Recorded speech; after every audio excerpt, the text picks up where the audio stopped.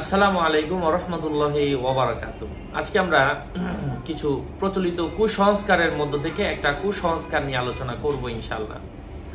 যেমন কোন জায়গার মধ্যে যদি কোনো বিয়ে বাড়ি গ্রামগঞ্জে অনুষ্ঠান হয়, তো কলা পাতার মধ্যে খাবারটা রান্না হওয়ার পরে কিছু খাবার 3 রাস্তা অথবা 4 রাস্তার মোড়ে নিয়ে রেখে আসে।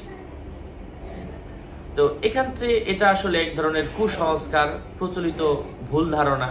এক্ষেত্রে তাদের ধারণা কি? তাদের ধারণা হচ্ছে রেখে আসলে হয়তোবা কোনো মুসাফির যদি থাকে অথবা কোনো গরিব যদি থাকে, কোনো ইয়াতিম যদি থাকে, তারা যেন এখান থেকে খাবারটা রেখে আসে, খেয়ে নিতে পারে। অথবা এরা যদি না থাকে, কুকুর অথবা গ্রাম এলাকা হলে হাঁস পাখি এরাও যেন খেতে পারে, এই ধারণা করে রেখে আসা হয়।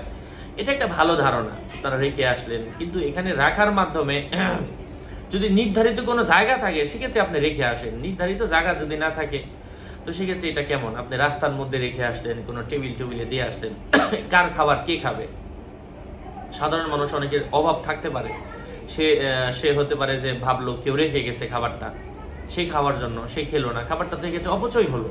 পশু পাখি এই এলাকায় নাই, অনেক সমস্যা হতে পারে। এই জন্য আপনার উচিত যে এভাবে না রেখে এসে, আপনার যেহেতু উচিত, আপনার নিয়ত ভালো, তো আপনি আপনার বাড়িতে কিছু এতিম মিসকিন দাওয়াত দিয়ে দেন, বড়লোকদের সাথে দাওয়াত দিয়ে দেন, আপনি তাদেরকেও খাওয়াই দেন। তো আপনি যেই অনুষ্ঠানই করেন না কেন, আল্লাহ তাআলা ওটার মধ্যে যেন একটা বরকত, খায়ের, রহমত নাজিল করেন। আল্লাহ তাআলা আমাদেরকে আমল করার তৌফিক দান করেন। আরো আপডেট পেতে আমাদের সাথেই থাকবেন। এগুলো কুসংস্কার, ইসলাম কুসংস্কার সমর্থন করে না। লা আদাওয়াতা ওয়ালা তিয়ারাতা ফিল ইসলাম।